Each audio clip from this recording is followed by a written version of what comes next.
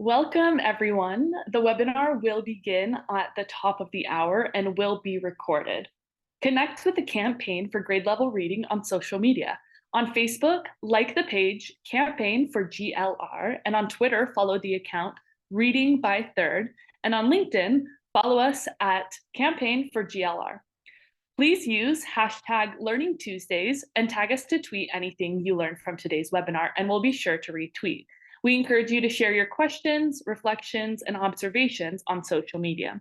The webinar will begin shortly. It will be recorded and shared with you afterwards. Once again, welcome to today's webinar. My name is Evan Bronson, and I'll be behind the scenes helping to produce the webinar. I have just a few housekeeping details before we get started. First, we'd love you to introduce yourself, so please use the chat box at the bottom of the screen to share your name, city or state, and your organization. Be sure to select panelists and attendees so that we can all know who is here. And feel free to share your thoughts and insights throughout the duration of the webinar. All attendees are in listen-only mode, but we encourage your engagement by posting questions in the Q&A box. We'll dedicate the last portion of the webinar to respond to the questions you post during the discussion. The webinar is being recorded and live streamed on Facebook, and a link to the recording will be emailed on Friday to all who have registered. We'll be posting a brief on-screen evaluation during the Q&A portion of the webinar, and highly encourage you to respond, as this helps us with our commitment to continuous improvement.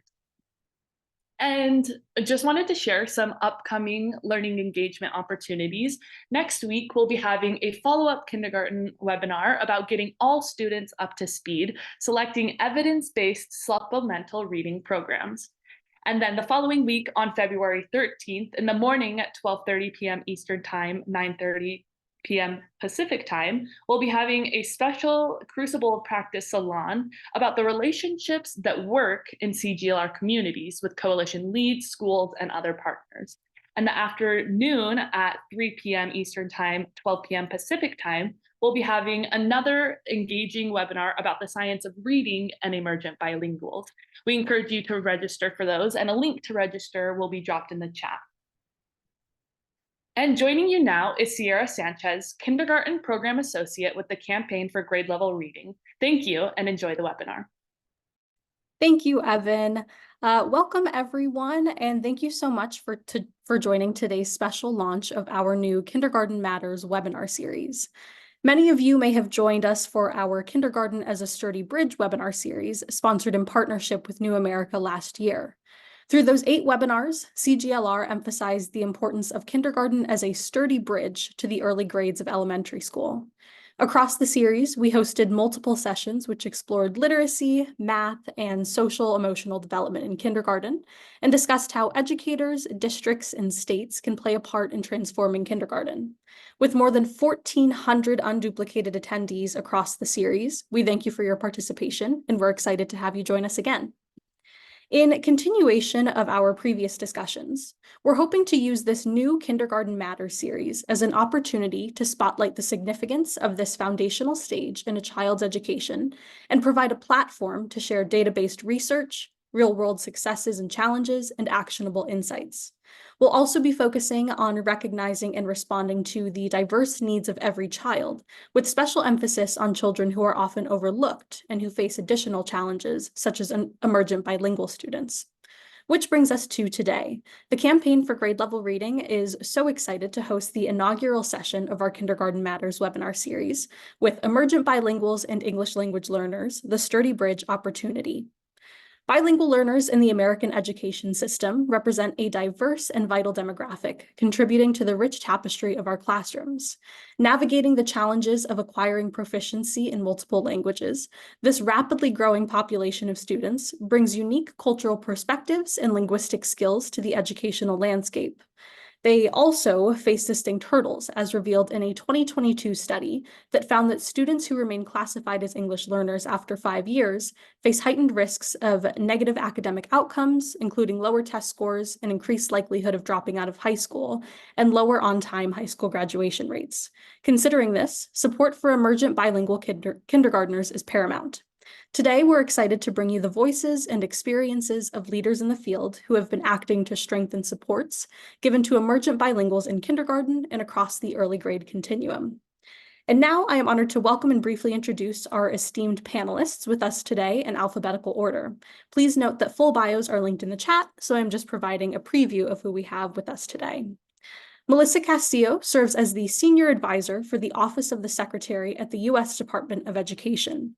Before taking on this role, she served as the Associate Superintendent of Equity, Diversity, and Inclusion for the Arizona Department of Education, responsible for advancing educational opportunities and outcomes for diverse student populations.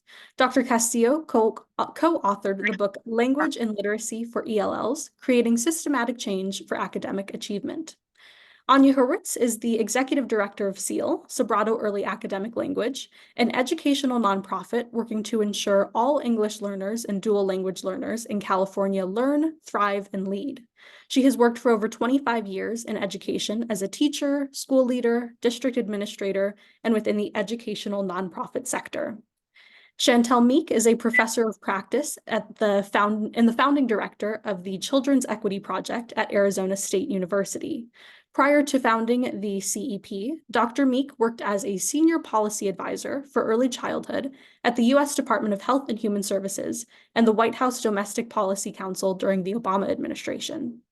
Lydia Acosta-Stevens is the Executive Director of Multilingual and Multicultural Education with the Los Angeles Unified School District.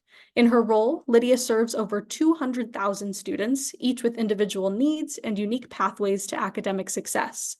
Before her role as Executive Director, Lydia was a school principal and helped enact the first successful district model of full-day kindergarten in 2004.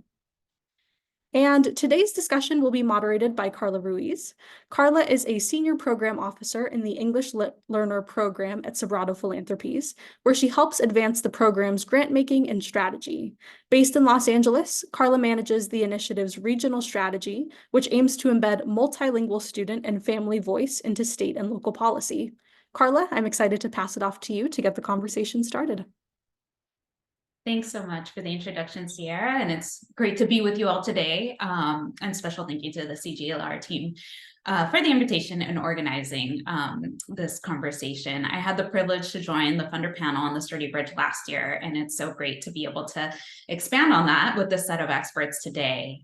So a little bit about Sobrato Philanthropies. We work to center multilingual learners through policy and systems change in PK-12 grades in California, where our multilingual learners make up 60% of children 0 to 5 entering our school systems. And through that work, it's become really clear how important it is in this moment where so much is happening in education to leverage kinder as that sturdy bridge between early learning, where developmental, culturally responsive practices, family engagement are really core, and the later grades. And like many of you on this call, we recognize it's a critical moment of transition, particularly for our underserved populations, like our emerging bilingual students who bring who bring really rich linguistic assets to our classrooms, yet are consistently falling behind, as Sierra mentioned, behind their English dominant peers later down the road. And so I will start there. And so to ground us in the importance of acknowledging our English learners and emergent bilinguals in the early elementary years, I want to turn it to Melissa and speak a little bit about your why and how you're lifting the voices of ELs and how the Secretary's Raise the Bar initiative relates to this moment. Well, good afternoon, and thank you, everyone. I'd also like to give my thanks to CGLR for the invitation and the opportunity to be here with all of you and among such an esteemed group of experts in the field of English learners and multilingual learners. And so I'm really excited to speak with you a bit more in depth around the Secretary's priority of providing every student with a pathway to multilingualism and really creating pathways for global engagement. So Dr. Miguel Cardona really encourages us to foster a new multilingual generation of Americans strengthened by their identities, supported in their education, and prepared to lead our country around the world. And so on January 24th of last year, Dr. Cardona announced the department's Raise the Bar, Lead the World initiative, which includes 3 really important priorities: achieving academic excellence, boldly improving learning conditions, and creating pathways for global engagement. Under his achieving academic excellence priority are 2 big goals and objectives that we're focusing on. And the first one is accelerate learning.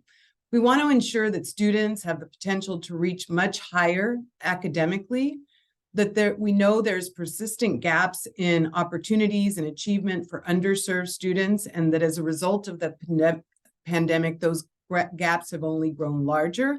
And so we really want to focus on academic excellence, and we know it's particularly urgent for our youngest learners. So we're really excited about reinforcing the kindergarten as a sturdy bridge work that's being done, and really punctuating the need to start early in a student's educational journey. And then his second goal area under Achieve Academic Excellence is to deliver a comprehensive and rigorous education for every student. So a comprehensive education provides students with rich learning opportunities across subject areas in welcoming environments with excellent instruction. And we know that this cannot be for only a chosen group of learners, but for all learners. Under his second priority, boldly improve learning conditions, we talk about eliminating the educator shortage for every school. And we really want to make sure that every student has access to outstanding and well-prepared, well-supported educators who reflect the diversity of their students. We also know that it's important to pay close attention to the shortage that is occurring with our leaders, with bus drivers, cafeteria workers, support staff, that the shortage in our educational systems is real, and we want to make sure that we're investing in paying attention to the need to address that shortage across all areas of the system. We also, under this particular priority, want to invest in every student's mental health and well-being. For students, we know to reach their full potential, we need to nurture their overall well-being. And we must also think about every adult in the school system and every adult that is there to address the needs of our students in school. And again, really putting an emphasis and punctuation on our youngest people in school.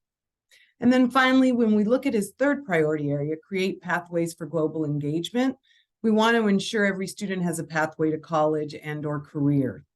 And we want to do this by raising the bar for our students and to also improve opportunities for them upon graduation. Nicely tucked under our creating pathways for global engagement is also our goal area around providing every student with a pathway to multilingualism. As the Secretary has noted often, that being bilingual is a superpower, and that it's a superpower that provides our students with advantages in school and outside in a globally competitive and economic society. So if we move to the next slide.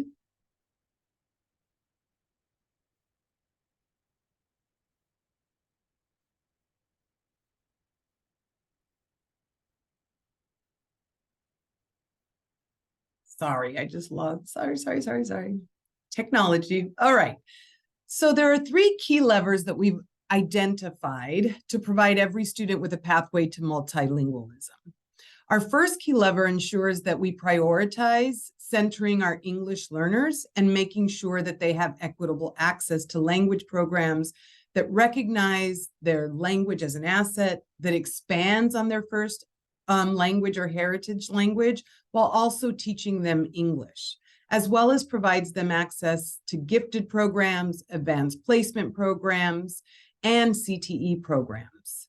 We here at the department are continuing to develop resources, provide guidance and technical assistance that supports and ensures that the civil rights of our English learners are met.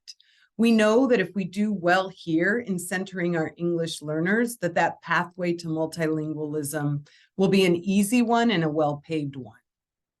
Our second lever focuses on the critical needs to diversify our bilingual and multilingual educator workforce. We know only 24% of teacher preparation programs include program literacy coursework that adequately addresses strategies to teach English learner students. And only half of the states require a specific bilingual certification or endorsement for educators who teach English to English learners.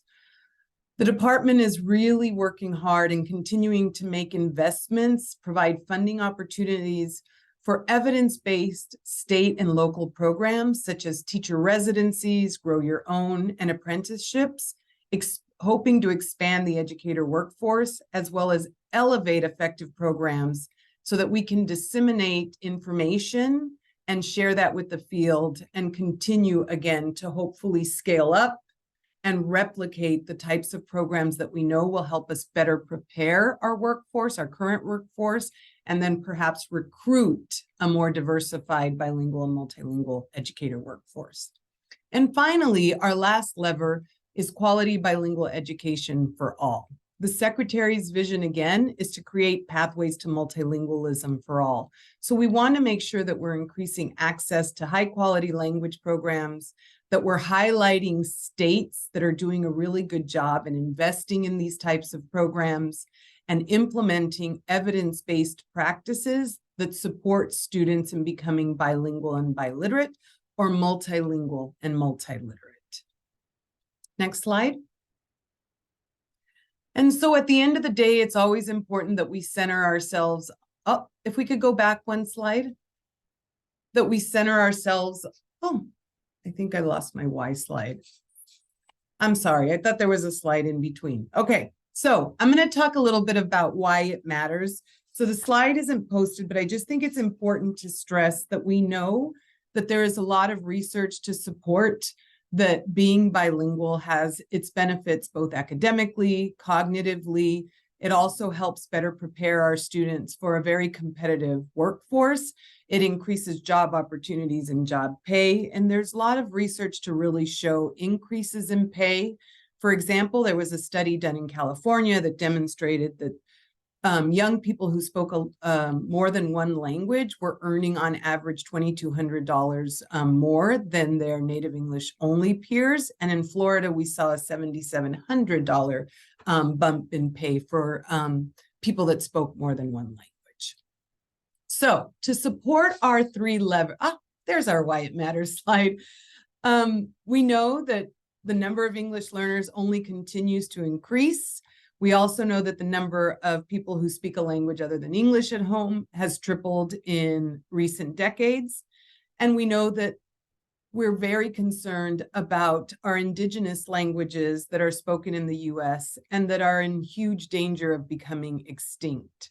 So when we're thinking about language opportunities, we want to go beyond the two that are most spoken in our country, which is English and Spanish, but really think to the other languages that are spoken across our country.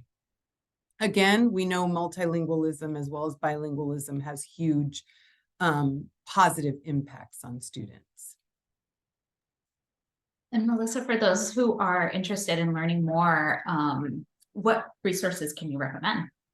So I'm always excited to share that we have a huge repository of resources on our Incella website. And so you can see that QR code on the slide here. We house over 57,000 resources that support efforts around being bilingual, and that includes fact sheets, infographics, research, webinars, and a bunch of other things. But I'm really especially excited to share that we recently released our English Learner Family Toolkit, which you can find on the Incella webpage. And this toolkit is really designed to help our families and our educators stay connected with the latest tips and tools and practical resources to support families and students navigate the US system, starting with enrollment into the system. And we've also developed an app for this particular toolkit, which can be used on an Android and an iPhone.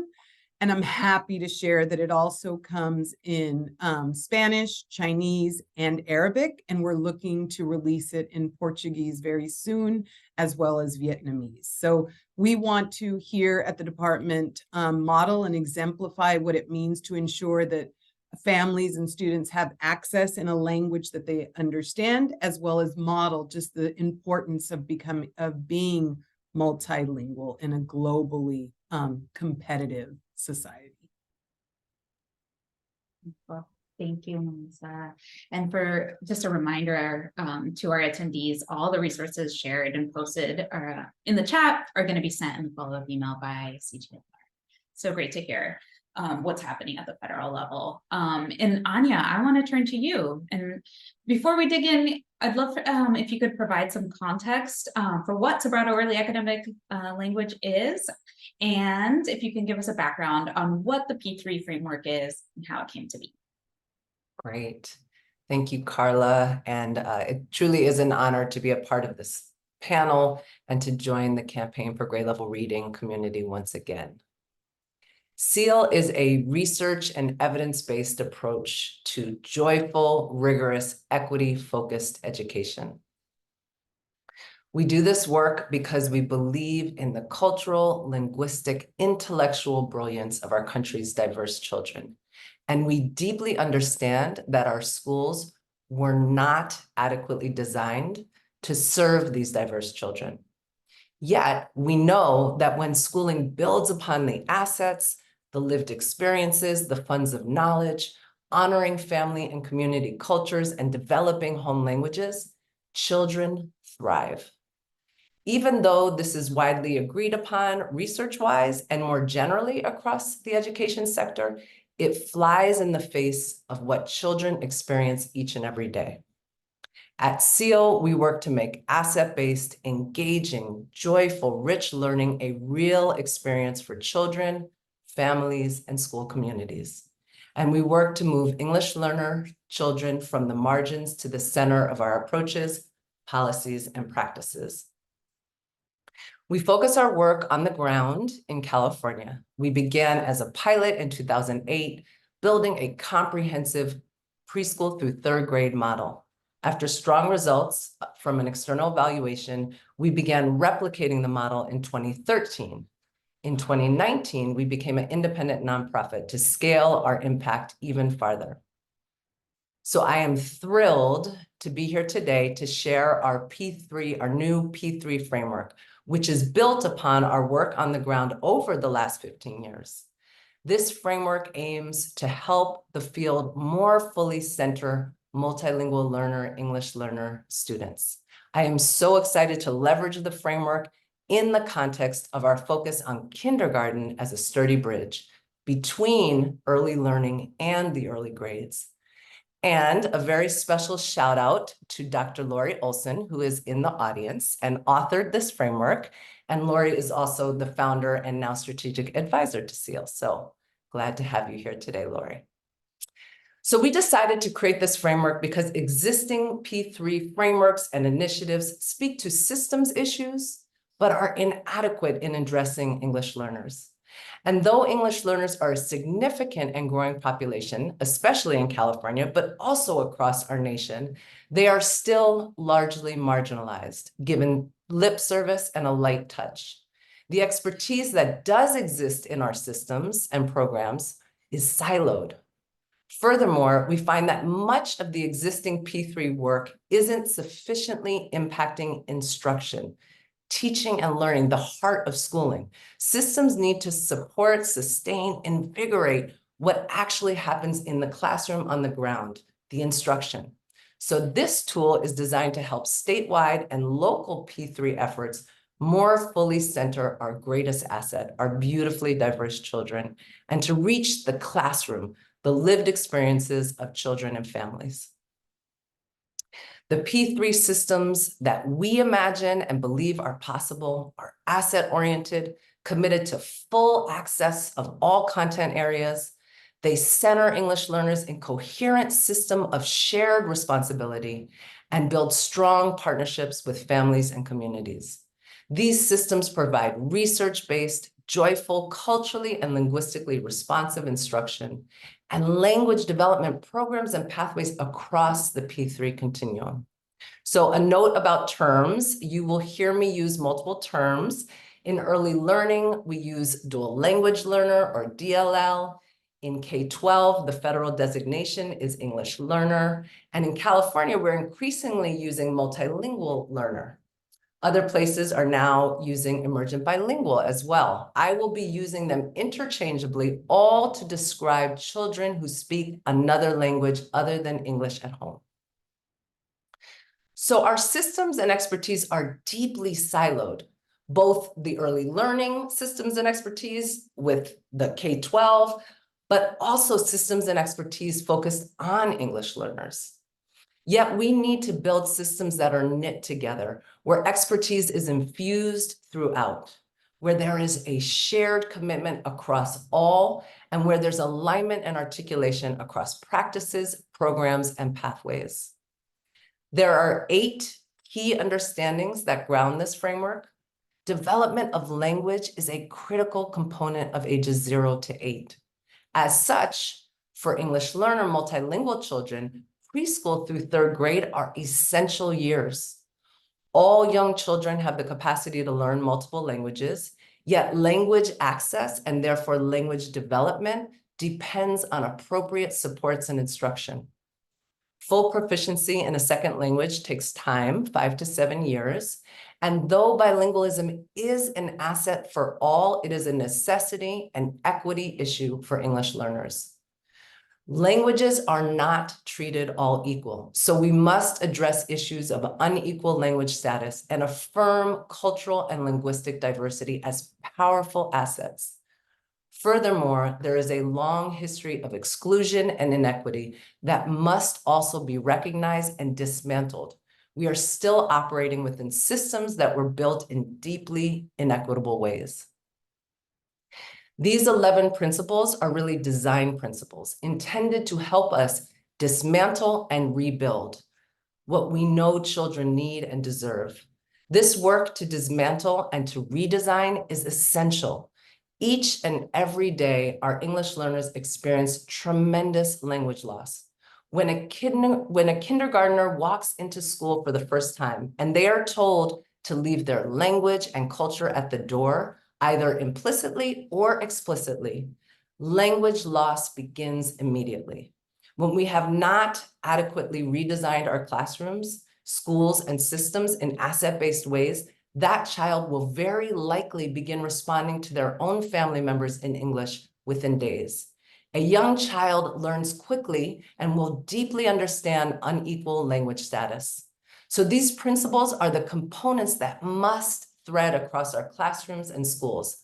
Otherwise, that language loss and its broader impacts will remain the status quo.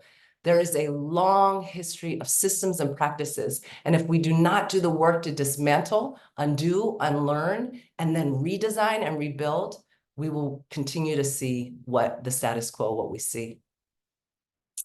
So enacting the vision of inclusive, equitable, responsive education for our youngest English learners requires a coherent system grounded in strong, research-based pedagogy. In such a system, all components are focused on supporting high-quality, joyful learning, and the integration of language, literacy, and content is key to this. Language-rich pedagogy and literacy development should occur throughout the curriculum. This is accomplished through thematic instruction that integrates content, for example, science and social studies content, with language and literacy. Intentionally planned infusion of oral language and early literacy skills within the study of content. These approaches give the content context for language and literacy development and builds the background knowledge that is so essential for literacy. This kind of approach provides the connection that English learners need to strengthen comprehension and literacy engagement with grade-level academic content. Language and literacy develop in the context of learning and constructing knowledge. So let's take a look at what that looks like in action. So complex academic language and literacy development. The world can be named in ever more precise ways. And then children are given hands-on opportunities to play and to use that language. The amplification of language, that we can start simple and build to amplify our language, our ideas, and our knowledge. Oral interaction is so critical. We need our kiddos using language all the time, and they must have ongoing structured conversations with their peers connected to rich content that they are excited about and deeply engaged in. Authentic writing that has purpose and focus, where they can develop their voice and express themselves and share their knowledge that they've acquired. And that begins with dictation. Play, hands-on dramatic play that is connected to the content, where they can use their imagination, express themselves, and develop their language and begin to imagine themselves in the world. We see a direct connection between dramatic play to hands-on inquiry-based learning like research centers. That is the integration of language. That is what the integration of language, early literacy, and content looks like. This requires an instructional vision that is not siloed, where early literacy is happening in total isolation from interesting content. Ideally, children are able to apply those early foundational skills that they are learning directly into meaningful, knowledge-based learning activities. That is the joyful kind of learning we know our children need and deserve. An inclusive, equitable, and responsive P3 system for English learners requires a focus on these core components of our system: instruction, curriculum, program, workforce, funding and resources, assessment and accountability, governance, and very importantly, family and community. Our framework document unpacks each of these components, and there's a tool at the end that illustrates what each of these components can look like at both the state and local levels. It is our hope that leaders will use the framework to reflect on their systems and practices, and that it can be a tool for learning, planning, and implementing. Thank you. Thank you so much, Anya, for sharing what it looks like for a system to really be responsive to the teaching and learning needs of our multilingual students. And Chantella, I'd love to invite you into the conversation and share a little bit more about the Children's Equity Project and why your focus on bilingual education, why you feel like that focus on dual language instruction is so important. Yeah, thank you. I'm thrilled to be here and honored to be sitting alongside virtually all of my colleagues who are working hard in the field in different spaces. So I lead the Children's Equity Project at Arizona State University. For folks who might not be aware, we are a center that's focused on child policy issues in really all of the systems that impact young kids and families. We do a lot of our work in early care and education because of my background and my training and my previous work. But we also do work in all of the other systems that impact kids and families, including a lot of work in K-12, mental health, child welfare, immigration, so on and so forth. We do work across research, policy, and practice, but policy is really at the very heart of what we do. And of course, the overarching mission and goal of the Children's Equity Project is really to advance equity in the systems that serve kids and families. And we do that through many different levers.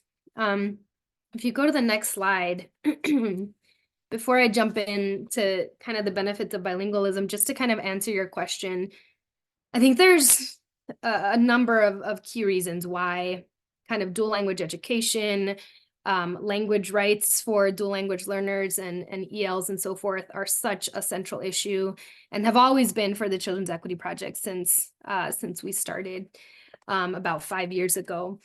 I'm going to go over a few slides on kind of the research and what the research says about bilingualism, about what the research says about dual language education for ELs in particular. But I think the first piece to just name, and I appreciate the fact that other folks on the panel have already mentioned civil rights, because I think that's the first one, right? So bilingualism is amazing for lots of reasons I'll talk about in a second.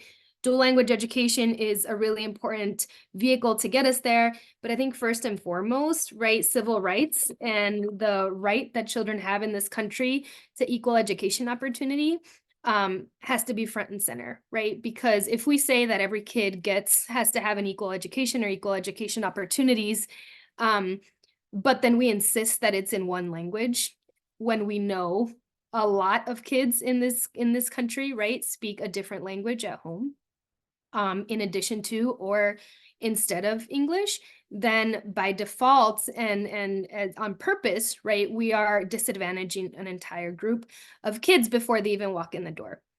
So really ensuring, I think dual language education is an issue of equity and civil rights for us, because if we don't provide that dual language education, again, we're baking in that disadvantage from the start.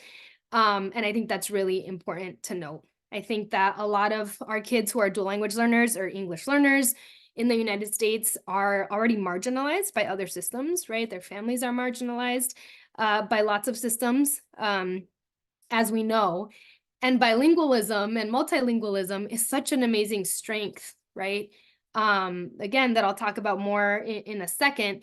But when we kind of look at this strength and don't foster it and instead kind of shut it out by really focusing only on English, of course, that language, as Anya mentioned, that language loss begins to happen quickly, right? Then it is a profound inequity, again, that we are doing on purpose as a matter of policy and rules and procedures, right? And so that is a reason, and that is a main reason why dual language education, a focus on dual language learners, is really one of the core and heart issues at the Children's Equity Project. I'll also say I'm Mexican American. I grew up bilingual. I'm raising my 2 young kids bilingual. We speak English and Spanish, and both of my kids are in dual language, or the younger one, Spanish immersion program. So we believe deeply in this, and it really goes through and through. So really briefly on the science of bilingualism, this is something that most folks are probably already familiar with. But we know, if you go to the previous slide, that bilingualism is associated with a whole number of different outcomes. There's been lots of research that has found that it is associated with cognitive development, with problem solving and executive functions, and attention shifting and flexible thinking, and a whole lot of other concepts that are critical to learning and to doing well in school, right? And to social development and so on and so forth. We know, if you go to the next slide, let's go one more, that there's a whole lot of education. Sorry, I'll kind of share this one slide. This graph is from the Center for the Developing Child at Harvard that they published quite a few years ago now. But it really makes the point that if we look at language, right, that navy blue bar, and look at when it peaks, right, like we see a really sharp slope and peak in early childhood. And then it starts to come down over the course of time, right? In the United States, so much of our kind of second language learning for all children happens in way later grades, right? Middle school, high school, and so on. And for our English learners and our dual language learners, right, who aren't getting these early opportunities, look at that phase, right? That period of time in early childhood, which includes kindergarten, right? And the early grades, and how we can really optimize that period of brain development where the brain is wide open to learn as many languages as we can expose it to, and especially that home language that is connected to children's identity, to children's families, to children's culture, to all these other pieces. So if we go to the next slide, there's also, of course, research on dual language education. And as Anya mentioned, so often we kind of tinker around the edges and don't get at the core of instruction, right? And so part of what we focus on is really looking at the language of instruction, right? And really ensuring and pushing for, right, dual language education, where language and education is provided in all the languages that kids speak, ideally, and alongside English, right? Because we know that lots of research has shown that when we do that, ELs who have access to dual language education, they become proficient in English more quickly, they outperform their peers in other subject areas, they reach academic norms, they exit, right, EL designation or status faster, and then of course they become biliterate. Melissa earlier talked about some of those economic studies and earnings that we see later on, and that's not surprising because we're in such a global economy, right? And so there's lots of reasons for that. If we go to the next slide. There's also this other piece that I kind of alluded to a minute ago, right? But when we think about kindergarten, when we think about the early grades, right, and that transition from early childhood to K in the early grades, right, that relationship with families is so important. And so often it just kind of gets lip service and isn't really kind of authentic and a true and deep partnership, right? Language and having a dual language program and speaking the same language that families speak at home, or having someone who is able to do that, it just makes the relationship easier, right? It's not in itself sufficient, but it does give us a head start in building those relationships with families and ensuring that families are a part and really meaningfully included and partners in the education of their children at home, and so on and so forth. I think the other piece to really think about, my daughter's in kindergarten, and it has been a transition, a big transition, right?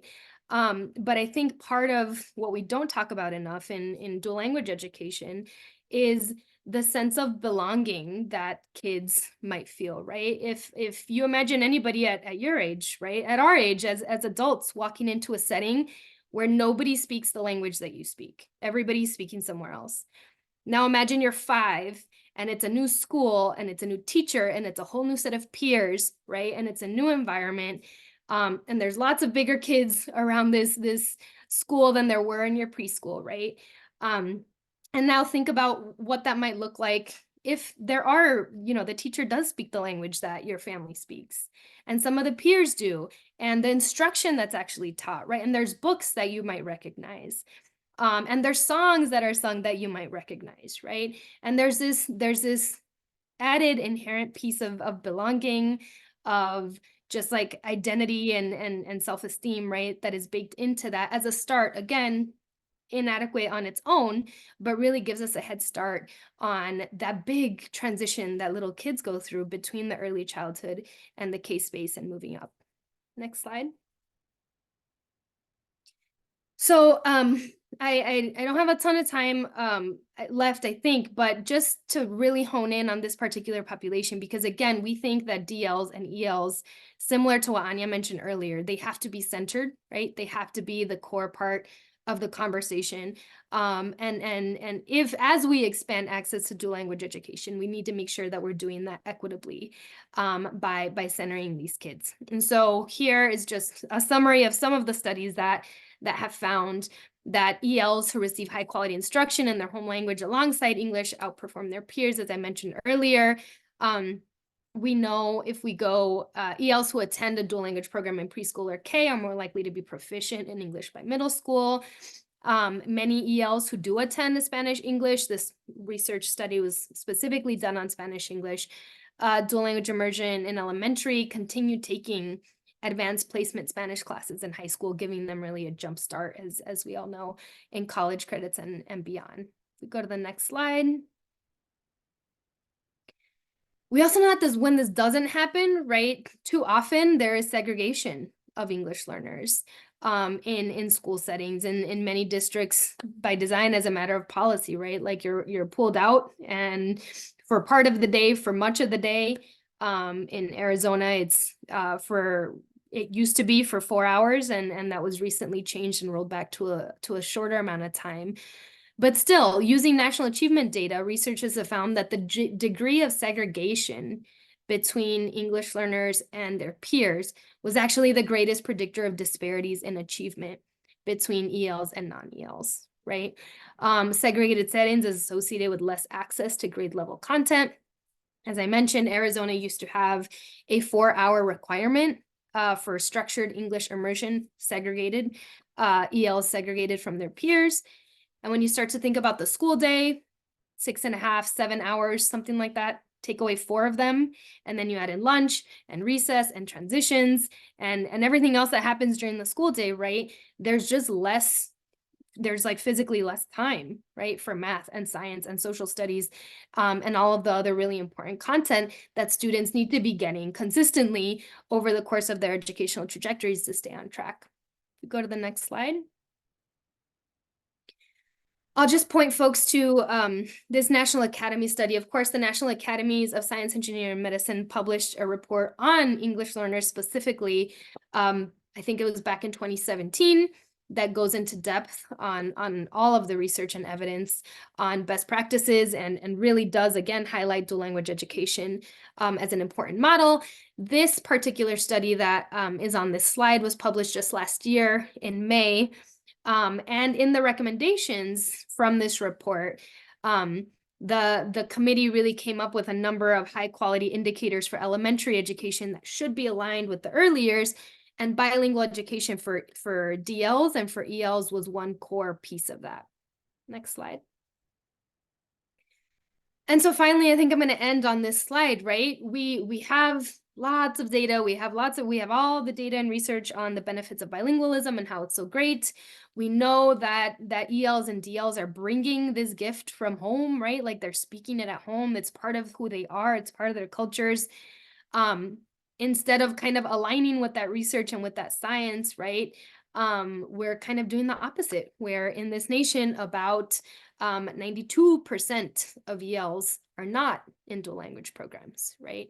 And so when we think about the education space and how practice aligns or doesn't align with what research says, this is one of the most profound misalignments that we see in that space. So if we go to the next slide, I think that's it for me. Thank you, Chantal, for just the importance of grounding us in the research and adding to that federal and systems perspective that we heard earlier. And I want to now transition us to Lydia, who can share a bit about when the rubber really meets the road, and have us talk a little bit about what this looks like for implementing the framework, for example, at the district level, and just your experience at LA Unified. Thank you so much. I first want to begin with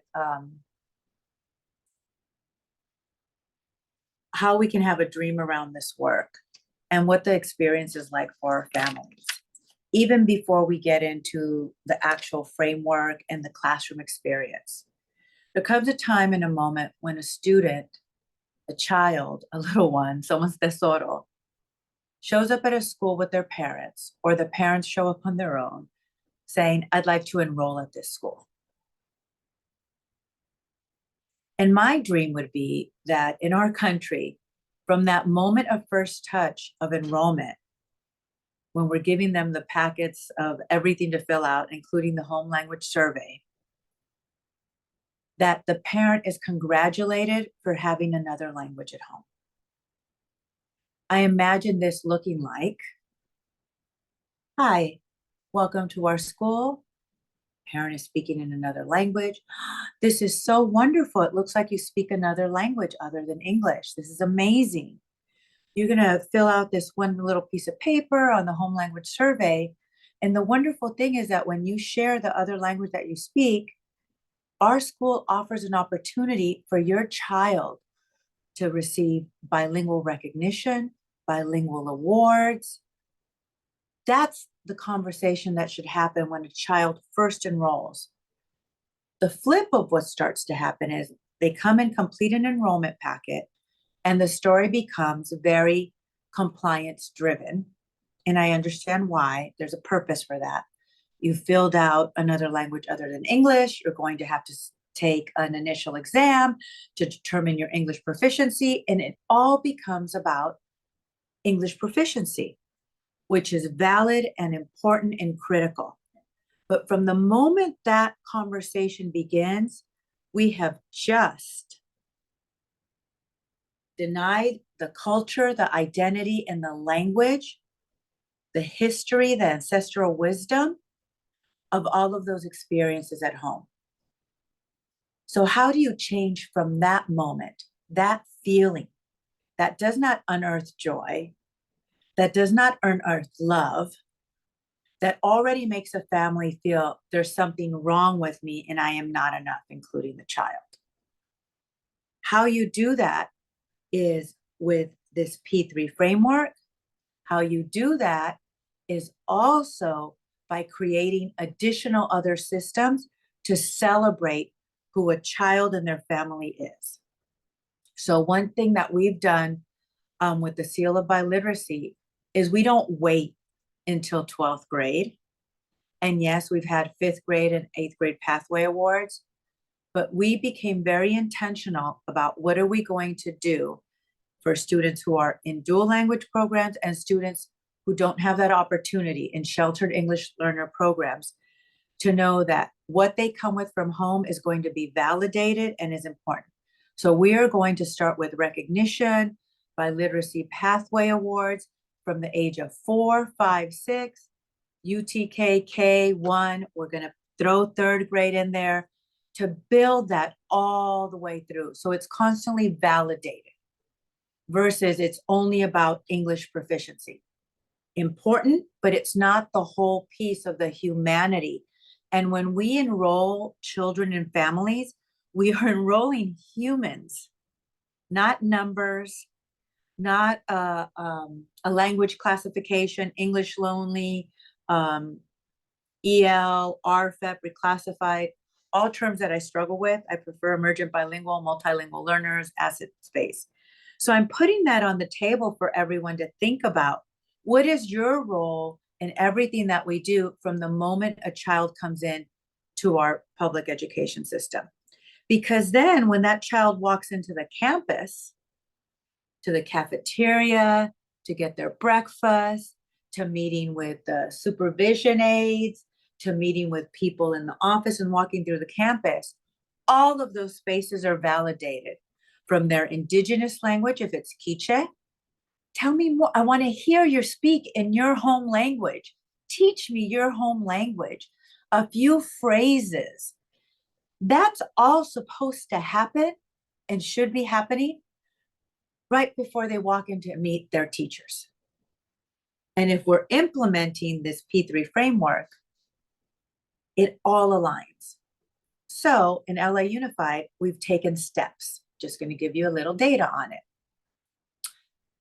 Before we implemented the K, TK, and 1st grade awards, we had approximately about 1,500 kids getting pathway awards prior to last year. When we added these additional grades and had our families be aware of how valued the home language is, or even families who want to learn another language other than English, right? So that they can be a part of their community. I have many Spanish-speaking home language speakers who are in Arabic dual language programs because they want to be multilingual. I mean, talk about the beauty of wanting to be in this multilingual, multi-generational global city of Los Angeles, that you're valuing everyone. And I'd like to tell you that last year by June, we were able to issue 20,000 awards with criteria where teachers and families said, I want to go for this and value language. So building those systems along the way to support what should be happening in instruction, which with the P3 framework around all of these issues are essential. Because once we get beyond 3rd grade, 4th and 5th, and you raise your hand if you've got a teenager and they have a lot of different interests by the time they're 11 and 12, and they want to explore a lot of different areas, which they should. Then we've laid a foundation of language, multilingualism, of their community and or of their home that they're going to take into all their other interests, be it a sports interest, a dance interest, an engineering interest. It's already there as a foundational piece, not as I need to take a language course to meet requirements to go to college. So it's being added in high school. Nothing wrong with that. It's nice to have that, but it sure is powerful when we start from the earliest age with the language identity of all our students, but especially our emerging bilinguals, greeting them with, wow, we're so glad you enrolled. You're going to be one of our emerging bilinguals. You've got this beautiful home language. We're going to help you be bilingual in English, and then you're going to have the opportunity maybe in high school if you want to take French or German or continue with Spanish. This is the language identity piece that I keep talking about. And this is where policy matters, because there's nothing in our state ed code or in federal law that prevents us from doing some of these things to build stronger systems. So think about what your home language survey, how it's presented. Think about the letters you send home to your English learner, emergent bilingual families. Do they say welcome? Do they say congratulations? We're so happy you have another home language. No, they generally start with well, we're going to be giving you a test so that you can become more English proficient and you receive English services. Not saying that's not important. It's essential as well. But we're missing the human piece of it. So I've been fortunate to be working with SEAL. I've been fortunate to be in this role for 5 years, where we have approximately 230 dual language programs. We have them in 7 languages. We've provided, and gosh, every year we increase in our numbers of SEAL of Biliteracy. We're at 6,700 students receiving them. And those are all great data numbers, but in the end is what are we feeling in here, right? I have a dream, and what's it creating in this mind-heart connection over the identity and then the intersectionality spaces that our children are living for the future. So that's like my my spiel on all of these pieces, and also my spiel to get into talking about beyond the reclassification piece on all of this. And I'm so sorry I did not create slides on any of this. I'm sure I have a million, I just have to look for all of this, but this is how we try to put all of these pieces together. I will say you do need essential partners in this work. I've been very fortunate to be able to have very nurturing conversations with people in this arena, from Anya to Lori Olson to Magali, to also having tough conversations. We don't limit it to like, oh, you know, this is all beautiful and tied up in a bow. What does this actually mean for students and their families in terms of outcomes? But I hope some of this that I shared allows you to start thinking about ways to go beyond the legal obligation to the heart obligation, the joy obligation, for the full human experience. That's it for me. Thank you. Thank you, Lydia, for really centering the importance of culturally and linguistically affirming practices. And I want to just actually stay on the topic of practice and jump on a little bit of a dialogue amongst you all, and want to invite whoever wants to speak up. Curious how you see teachers play a role in really implementing what we're talking about, and what types of supports they need. Well, I'm happy to jump in. One of those 11 design principles that we highlight in the framework talks about teacher agency.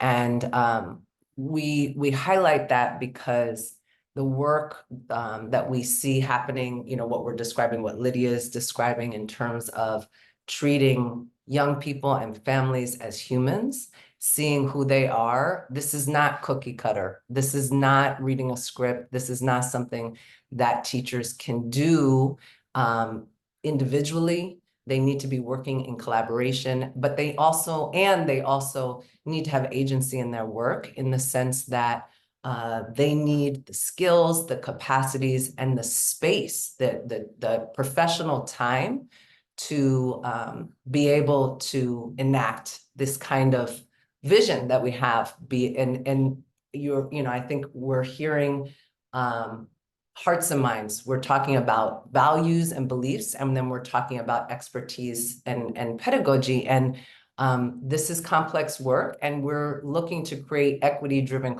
schools and classrooms, and that's complex work, right? We are taking on some of the deepest ills of our society, and a long, long history of how the unequal treatment and understanding of language particularly across racial lines. And we know you cannot separate race and language, right? Those are interrelated, and how some languages have been treated versus others. There's long, long history here. So in order to do that, teachers really do need to be empowered. This is hard work. They need to be supported, and they cannot do it alone. They need to do it in collaboration with colleagues, and they need to do it with support of their leaders, their site leaders, their district leaders. There needs to be a shared understanding. And I see some incredible things coming in both the Q&A and the chat about some of the challenges that some of you all are facing in the real context within which you operate. And we don't want to minimize those because it's real. The work that we're doing here is socio-political work. It is not just, you know, a single faceted set of approaches. So these are real contexts. And so just in terms of that teacher piece, I think it's important for all of us to be holding that. There is no silver bullet. There is no one curriculum, one PD, you know, this and one investment is not enough either. We need ongoing, sustained. It needs to be both supplemental funds and ongoing every day, every year core funding, you know, in order to bring forth the kind of systems, the investment that LA has made in their Pathways program. And I just want to reiterate, literally I said it, but it starts in preschool, and then again at kindergarten, and then again at third grade, and then again at the end of elementary, and then again in middle school. It is about, again, really building that systems approach. This isn't one-time work. If I could add to that, when I think about LA Unified, of course, I feel very fortunate. We have an amazing superintendent, an amazing deputy chief who supports the movement of all this work. It begins with aligning with your HR partners, your human resources partners in your district. It begins with talking about how do we actually increase pay, and we have done that in LA Unified. For teachers who hold a bilingual authorization, they get an additional stipend. For our teachers who come into the system and want to become bilingual teachers, we actually have an internal training system through our district internship program. We're also aligned with HR by ensuring that we come in and do new teacher training to begin, right? Just the beginning pieces. But it doesn't stop. It is continually ongoing. And the reason we're shifting a lot of the work we do in the multilingual, multicultural education department is I'm trying to live more in the space of the planning world and creating resources and putting things together where we help teachers sit down and go, let's think about this. Where does active listening and academic language, and what does the curriculum we've been provided, right? Because everybody has different curriculums everywhere. When we sit together and plan for all of these needs, the variety of language, cultural, academic, social, emotional needs, where do we move all these pieces around? How are we intentional in creating those opportunities for discussion? I would love to say it's one and done, but it's ever evolving also as we learn more and get more research. And this is where the partnerships really help us, because we have the partnership with SEAL. It has helped strengthen some very essential key practices. It has helped us also learn what has or has not worked for some of our educators and what we need to continue to move forward. So it doesn't just live in your instruction box. It lives in your HR box. It lives in how you communicate with your senior leaders and your superintendents. It lives in principal understanding of all of these pieces.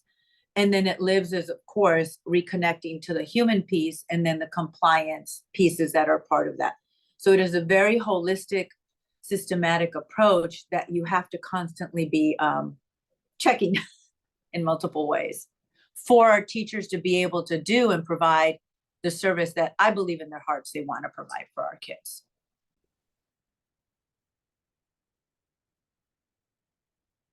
So do you want to jump in, or from the federal perspective, and Chantal also from the research perspective? Yeah, so I do. I think, you know, as moving to the federal level certainly brings a completely different lens to some of my perspective and what I see as the other pieces that we need to consider as we're thinking about teachers and students and going beyond this compliance piece. But the big thing I think is that we really need to look at the whole ecosystem. I think we need to be reminded, and we need to remind others that teachers are really key and play a key role in really producing and fostering young individuals that then we want to become productive members of a greater society, right? And what we've kind of had more conversations around here at the federal level, because we know there's such a challenge in teacher pay and teacher resources and materials, and is that we really need to start kind of emphasizing the fact that multilingualism is really an economic imperative, and that we want to go beyond just our school system and really reach out to workforce in particular to really help us on our journey to educate and prepare young people to then again function in different ways in a larger, more global society. I think, as Anya mentioned, the use of terms, English learner versus multilingual learner, and there's been a lot of talk of moving from deficit-based language to asset-based language. And I think for us, it's really ensuring that we're very clear on who our students are and what our responsibilities are in serving them. And then how do we lean in and leverage the opportunity that young people who come to school with different languages and cultures afford us to then create that pathway to multilingualism, to meet a huge demand in societal competencies, but also in the workforce. We know that there is probably no particular position in industry that doesn't require communication with people that speak a language other than English. And we need to take advantage of that as educators.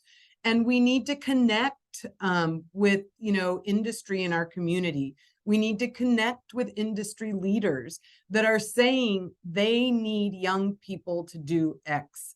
We need to ask them to share the responsibility with us to invest in the work that we are doing, so that we can meet our needs to better prepare teachers, to provide the resources that are necessary for our students, and to elevate the fact that coming to school with a language other than English is actually something of value that we should respect, that we should wrap our arms around and really think about leveraging. Our hands oftentimes are very tied. I've worked at the site level, at the district level, at the state level, and now at the federal level. And I've worked with schools in Arizona as well as outside of Arizona. And there is one thing that we know for sure. We are always going to be challenged with funding what needs to be funded in education. So what we want to do is think outside of the traditional box of approaches to addressing that barrier, and really look to others within our ecosystem that, just like us, should share the responsibility of educating our future, which includes English learners, and really at a time where we have elevated English learners. I'm going to transition us to a little bit of a Q&A, and I'm going to try to combine some of the questions that I'm seeing. And one of the ones that's coming up is this idea around kinder readiness, and what kind of the structures that right now we have in place to measure proficiency, and like, what does it mean to meet certain academic standards, and how we think about assessment and accountability. So I'm curious, like, in the context of kindergarten readiness and how we think of accountability, what are the sort of things that you would uplift for our emerging bilingual students, our DLLs, in that frame? Well, I'll just jump in and say, I think first and foremost, we need to acknowledge that most of our tools and resources are not linguistically and culturally valid. And so not to say that we therefore ignore kinder readiness and some of the movements of the field, and that it is something to be thought of, but not that we should ignore, by any means, assessment and the gathering of data. But we also need to be very realistic, because I think as many of us have talked about, and Chantel was pointing at earlier as well, if we are hyper-focused only on English, there's harm done immediately. And there's also one thing to uplift is, particularly if you are operating a dual language program and all you're doing is focusing on data that is English focused, you are going to undo your program, like hands down, because that's not your literacy model, and you're not collecting data, or your language model, you're not collecting data across the board. You are not adequately showing what children know and are able to do. And so there's a lot, I think within the field, we need to definitely be eyes wide open, and then continue to push for ever more culturally and linguistically valid resources. And I think then in each of our roles, we need to help manage up and down, because though we may know this, our bosses and the leaders around us, our peers, and also the other people in the community who are looking often at the data that's available, which is almost entirely English dominant, they are interpreting and saying things like children can't read, and we need to be clear about really what does this data tell us. And it may be that it doesn't tell us everything, and we don't have the other data, but we need to navigate those waters pretty carefully. I also want to say that I heard a beautiful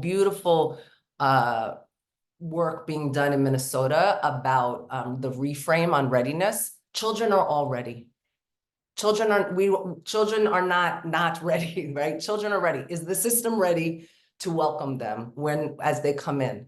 And so there's a shift there as well. And I just wanted to add that there is work that can be found from the Department of Ed in Minnesota that they're doing great work on their own website, and to try to reframe that picture. That's what I was gonna start with. I think when we think about school readiness, it is, what is the measure? Like, how are we measuring the school, right? Should be a measure, an assessment of the environment that the kids are going into, and that is kindergarten readiness, right? That is school readiness. I think if we could talk about an assets-based approach all day, but if we continue with this frame of like measuring whether you're ready or not, some are ready, some are not, by this like arbitrary set of indicators, I think it automatically starts us off on a deficit frame, as opposed to what Anya just mentioned, right? That like kids are born ready. Kids are like born ready to learn. Kids are born curious. Kids are born excited to learn, right? If you've been around a 2-year-old or a 3-year-old or a 4-year-old, right, going on up, like they don't stop asking questions. They just evolve and get more complicated. They move, they don't stop moving because they're exploring. Like, I think this idea of kids are born natural scientists and eager to learn and inquire. And like, again, what is the measure of the school being ready for that, right? And to not squander that, but to like help flourish and grow that in a way that for all kids, right? And I appreciate the framing of the question in the chat was some along these lines, right? Because when we say school readiness means you have to come in knowing English, or you have to come in blah, blah, blah. Again, starting off as a deficit focus, starting off with this narrow view, starting off, right, with in just a place that is not going to get us to all kids thriving. So.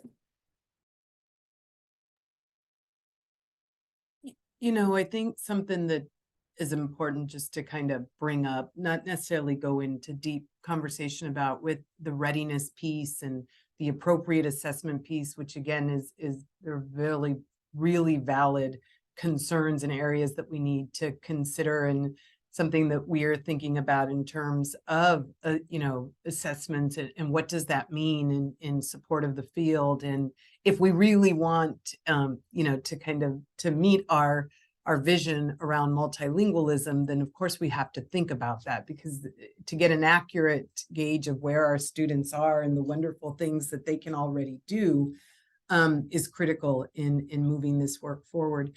But I think something that we've also prioritized and that we're thinking a lot about, especially in the early grades and this work around early school success, is chronic absenteeism. That, we also want to give kids a reason to come to school and to be, and I loved everything Lydia said in terms of the welcoming environment and really looking beyond, just compliance and really, or looking at compliance as an opportunity that opens the door, right? That we actually get to identify the language that students come to school with, that they're experiencing at home, and that is going to be a huge opportunity in school. But we have to get them there. We keep seeing that, the percentage of chronic absenteeism is largely in our early grades. And we know there's so many complexities around that. And I think that that's where, again, we look to the ecosystem that we have to think about. How are we not only addressing students in our classrooms, but how are we acknowledging and addressing their family unit, the wonderful people that they go home to every day, that ensure that they come to school. And I think that's where our English Learner Family Toolkit is really helpful, that we know that navigating our system of education is a difficult one, even for those of us that are in the center of it. So what does that mean for families that come with different views and ideas and beliefs of what that system is supposed to be, what it's supposed to feel like and look like, and how do we ensure that all of these efforts that we know that we need to do a better job at actually pay off because kids are in school and they're benefiting from that. And I'll add, because I did see that there are some folks who wear some of the community schools hats in our audience, and just really thinking about this intersection of community schools and of what we try to create schools as a hub, as a place for the community, for the whole family, and the connection between language and the connection between what children are doing in the classroom, and really working to not see community schools just as the wraparound services, but really connected to the core of what children are also learning, what teachers are doing, and having shared frameworks across. And we know that language is such a critical tool. When we create inclusive language spaces, we are building community, right? We are welcoming community. And so really thinking about, again, from the youngest ages, and not that it doesn't matter for the upper ages. I also saw some comments and questions about middle school and high school, and we know it's all critical. Our littles are so aware, and the harm that gets done immediately, their desire to Melissa's point, to want to come to school, to feel represented in school. And this is work, I do want to say, the work on workforce is critical. We know it across the board. We know that our kids thrive when their teachers and their school community, the staff, all the way up from the superintendent down to, the folks who are behind the scenes helping the school run, when they represent the communities of the children, they're going to thrive. Right. And so it is really about what are we doing with recruiting and building really diverse racially and linguistically, culturally workforce. And this is work that everybody does. This is not just for, folks who are bilingual themselves or multilingual themselves. This is not just for, certain teachers. This is work that we all do together, and we show and we model for our children what that looks like. And so that, and again, kids feel that immediately, their sensors and their ability to be able to sense, is this an inclusive community? Does this community care about every child or certain children? It is absolutely amazing what a 3, 4, 5-year-old picks up, right? Because they're wired to be learning socially, to be picking up on all these pieces. So the work I wanted to also add, because we focus, and of course it's critical to focus on the economic benefits and the professional benefits of multilingualism. And this is a tool of pluralism. If we believe in a pluralistic society, if we have that vision, this is such an actionable way in terms of how do you build those communities within our schools. How are we anchoring that and growing and helping our children grow in, in this most important community outside of their home and their family community. And so I just wanted to add that piece as well. Thank you, Anya. And just a reminder for folks to please take a moment to answer the survey that was linked in the chat and launched in the Zoom. And I'm going to try to combine a couple of questions here for our last few minutes together. There's an element of building up demand for this work from the ground up, from families, from teachers in the classroom. And I'm curious how you've seen that play out, or how you would support that. Given the complexity of this work, I know we hinted at all of the different terminology, and like how to do that in a way that's responsive to all of the nuances of this student population. I'll just speak from a district perspective. Because of all the multiple pieces, you have to be an advocate, but you have to also be very astute at learning from the outside, guiding the internal discussions, and moving some of these pieces forward. Where can they live in policy to enact certain work moving forward? And what else can be added outside of policy to ensure the human and the heart connection piece? It's a constant balance of going back and forth. Like I said, I started with the whole dream piece, because if you can't think beyond what you're being dictated to do as a minimum, because everything that we receive as a dictation of doing in ed code, federal guidelines, state guidelines, to me, that's the minimum. So you have to understand what that minimum is, and then think beyond that, and internally meet and brainstorm and listen externally to your community partners, listen to your families, listen to your students who have had certain kinds of experiences and who can tell you, like when I talk to high school kids and they're telling me about what it was like in that student agency piece, and then setting up systems and structures for those multiple spaces of dialogue to be able to move it forward. Otherwise, what you will do is the minimum, and the minimum only gets you the minimum level of academic excellence, which is generally, down here. The minimum only gets you some kiddos going, okay, I finished school, got it, everything, but did I feel loved? Did I feel validated? Did I feel connected around my identity? And I would add to this, all this that we're talking about, if we were to able to get this right in so many spaces, whatever we define as right, because that's ever evolving as well, I anticipate that the social emotional learning needs and the requirements of that journey would lessen just a little bit in terms of all of those supports that we push into when the trauma and the crisis is like, whoo, there it is. Going back to attendance, if we're able to get things a little sooner. And I love the attendance piece because, again, I feel fortunate in our district that what we're doing is going beyond what a policy is telling us to increase attendance. Literally, our superintendents, our leaders, myself and others, are visiting homes, are building relationships. It's not like, oh, why aren't you in school? It's like, we're here. Talk to us. Let us know what's going on for you. What can we do? And get that community space going is beyond this device. It's beyond Instagram. It's beyond all of this. And it's the one-on-one connection that we have with them. So managing all of those pieces, I have no idea how you do it at the federal level.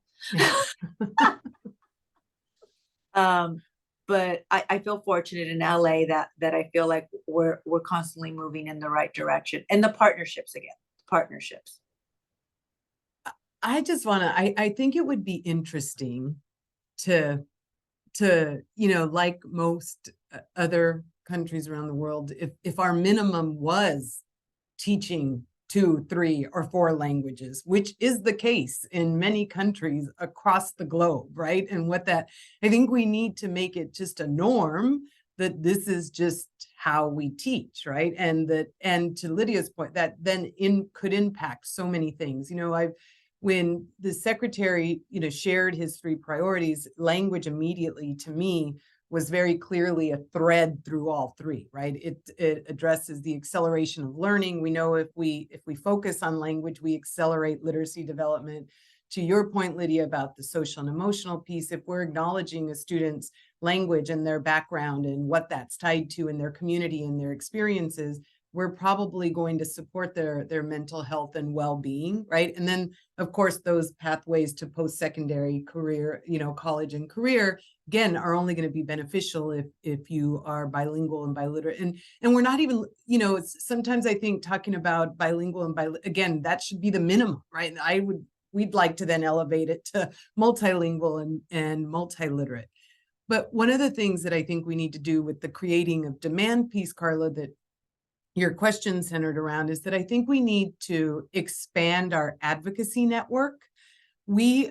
It's like fortunate and unfortunate. We're seeing lots of programs across the country come to fruition. Our challenge is that we're not prioritizing the right group to participate in those programs, right? So we might be seeing increases of dual language programs, but we're seeing decreases of English learners participating in those programs.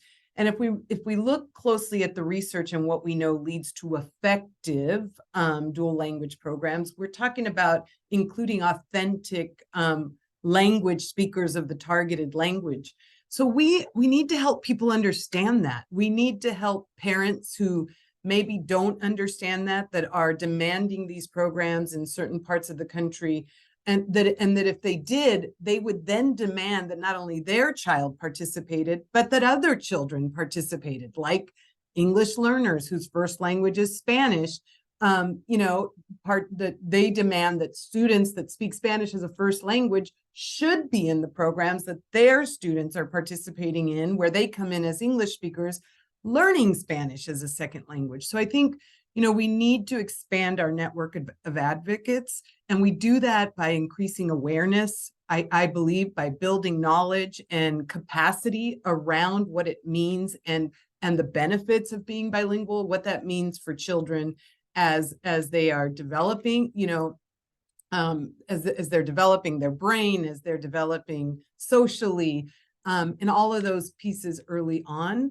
We need to talk to more people outside of our typical network of people that really in reality already agree with us and are pushing for the same things that we're pushing, and really talk to those that have leverage that we can lean into, and that I think just like us would believe and understand very clearly why this is beneficial, and more importantly, why it's critical for us as a country when it comes to ensuring that literacy becomes something that everybody has access to, and that language is key to that.